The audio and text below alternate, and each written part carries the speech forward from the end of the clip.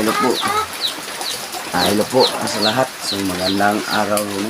So, bagong video na naman tayo.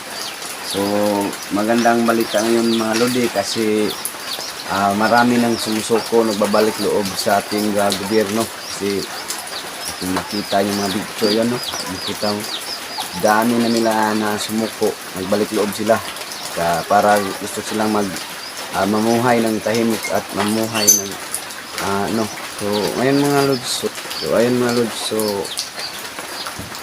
salamat talaga sa inyo lahat. So ngayon ipakita ko sa inyo mga video na gusto ko. So sana marami pang mga magbabalik loob, magbalik sa ating gobyerno para mamuhay ng tahimik kasama ang pamilya.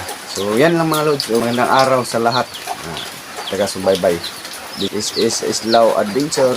Salamat po, thank you.